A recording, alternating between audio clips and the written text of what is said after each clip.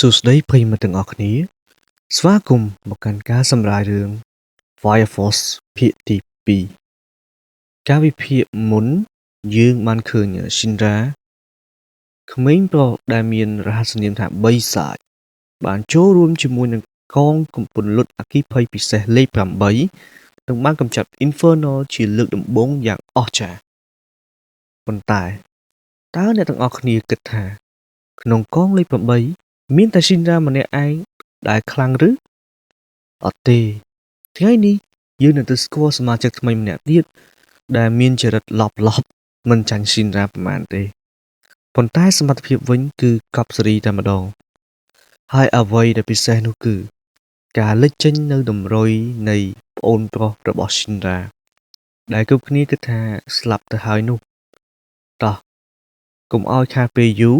ទៅទស្សនាទាំងអស់គ្នាហើយមុននឹងចូលទៅដល់សាច់រឿងសូមបងប្អូនជួយចុច like និង subscribe ម្នាក់មួយផងដើម្បីឲ្យ channel ខ្ញុំឆាប់បានគ្រប់គ្រងការ YouTube វិញអូខេតោះយើងចាប់ផ្ដើមសាច់រឿងទាំងអស់គ្នាសាច់រឿងចាប់ផ្ដើមឡើងនៅទីស្នាក់ការកងលេខ8ខណៈដែលក្រុមការងារកំពុងជជែកគ្នាស្រាប់តែមានសមាជិកថ្មីម្នាក់ទៀតដើរចូលមកគេមានឈ្មោះថា Arthur Boyle ខ្ញុំអាចមានសុំហៅថា Arthur ព្រោះវាងាយស្រួលក្នុងការហៅចំណុចដែលគួរឲ្យអស់សំណើចនោះគឺ Arthur និង Shinra ធ្លាប់រៀននៅសាលាវឹកហាត់ជាមួយនឹងគ្នាហើយពួកគេ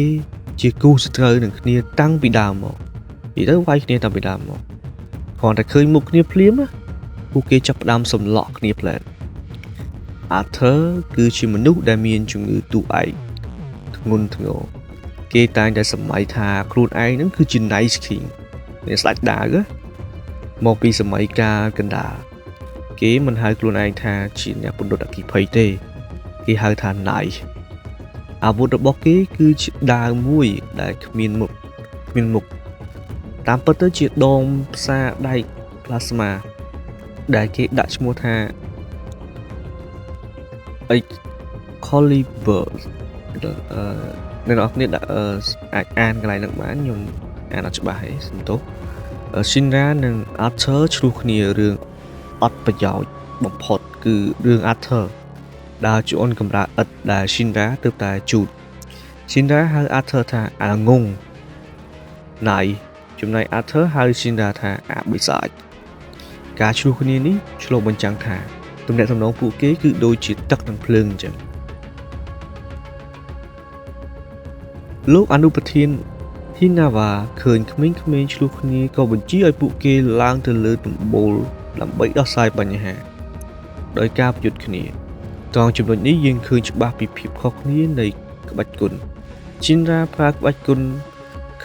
Capoeira ក្បាច់រាំទាត់ដោយប្រើភ្លើងពីរជើងចំណែកឯ Arthur ប្រើភ្លើងចំនួនទី3បញ្ជូនទៅកាន់ដងដាវបង្កើតជាដាវ plasma ដ៏មុតស្រួចadmin ចង់បញ្ជាក់ត្រង់ចំណុចមួយនេះគឺក្នុងពិភពលោកនេះអ្នកប្រើភ្លើងនឹងមាន3ជំនាន់អ្នកនរគ្នាជំនាន់ទី1គឺមនុស្សដែលឆេះខ្លួនឯងគឺជា infernal អានោះយើងឃើញហើយដែលមានពពួកបិសាចហ្នឹងឯងចំនួនទី2វិញគឺជាអ្នកដែលបញ្ជាភ្លើងដែលមានស្រាប់នឹងបញ្ជាភ្លើងរបៀបគាត់មានជំនាញទេប៉ុន្តែគាត់អាចបញ្ជាភ្លើងតាណាតាណីក៏បានដែរភ្លើងអ្នកដទៃចំនួនទី3ដូចជា Shinra អញ្ចឹងដែលអាចបង្កើតភ្លើងចេញពីខ្លួនឯងបានអូខេឥឡូវយើងតសាច់រឿងយើងវិញគេការប្រយុទ្ធកំពុងតែជក់ចិត្តស្រាប់តែឃើញបងស្រី Maki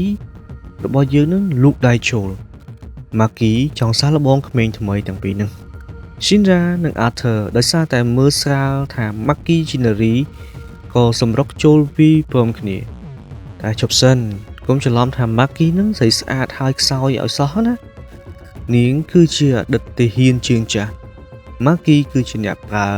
ភ្លើងចំនួនទី2នាងមិនអាចបង្កើតភ្លើងបានទេប៉ុន្តែនាងអាចគ្រប់គ្រងភ្លើងរបស់អ្នកដទៃបាននេះជាឈុតដែលខ្ញុំចូលចិត្តបំផុត Maki បានបំលែងភ្លើងដាវរបស់ Arthur និងភ្លើងជើងរបស់ Shinra ទៅជាដុំភ្លើងតុក្កតាតូចឈ្មោះ purpose និង supporters នាងបានវាយបកទៅពួកគេទាំងពីរវិញឲ្យដេកដួលយ៉ាងដំណំដោយសារតែខឹងពេក Shinra និង Arthur ស្រែកព្រមគ្នាថាយីយាយចាស់ចិត្តយៈនេះយាយ Gorilla សាច់ដុំពាក្យថាសាច់ដុំនិង Gorilla គឺជាពាក្យហាមឃាត់សម្រាប់ Maki គាត់ទៅលឺភ្លាមមុខរបស់នាងប្រែទៅជាគួរឲ្យខ្លាចហើយនាងបានប្រើក្បាច់ពិសេសវាយក្មេងទាំងពីរឡើងហើមមុខชุดนี้ចង់បង្ហាញថាកម្លាំងភ្លើងខ្លាំងចំនួនទី3បើគ្មានបច្ចេកទេសគ្រប់គ្រងដូចជាចំនួនទី2គឺគ្មានន័យទេមានន័យថាបើសិនជាគ្មានបទពិសោធន៍ទេរបៀបថាអាចប្រើបានប៉ុន្តែខ្វះនឹងបទពិសោធន៍ពីរអ្នកហ្នឹងអញ្ចឹងយើងសល់តែបន្ទាប់ពីប្រយុទ្ធគ្នារួចពួកគេក៏ចាប់ផ្ដើមធ្វើបេសកកម្មមួយដែលចូលទៅកាន់ផ្ទះអ្នកភូមិអញ្ចឹងដោយសារតែមាន infernal មួយកំពុងតែកើតឡើងនៅក្នុងភូមិហ្នឹងហើយក្មេងស្រីហ្នឹងក៏បានរៀបរាប់ថាមិនមានបញ្ហាអីនៅក្នុងផ្ទះហ្នឹងអញ្ចឹងហើយពួកគេក៏បានចូលទៅកាន់ផ្ទះហើយបន្ទាប់មកក៏ឃើញបរិសុទ្ធម្នាក់ដែលជា infernal ហ្នឹងអង្គុយមើលរូបថតរបៀបគាត់មានភាពស្ងប់ស្ងាត់ខ្លាំងមែនតើអញ្ចឹងដោយសារតែមិនចង់ឲ្យគាត់មានភាពឈឺចាប់អសក់លឿងរបស់យើងហ្នឹងក៏យកដាវមកកណាត់ហ្នឹងចាក់ទម្លុះស្លាប់ទៅអូខេអញ្ចឹងសាច់រឿងយើងមានប៉ុណ្ណឹងអ្នកនរគ្នាកុំភ្លេចជួយ subscribe ជាមួយ channel មួយនឹងផងដោយសារតែខ្ញុំនឹងធ្វើភាគបន្តទៀតខ្ញុំសេះ script រៀងខុសខ្លះអីខ្លះតែកុំភ្លេចជួយគាំទ្រខ្ញុំផងអរគុណជម្រាបលាបាយបាយ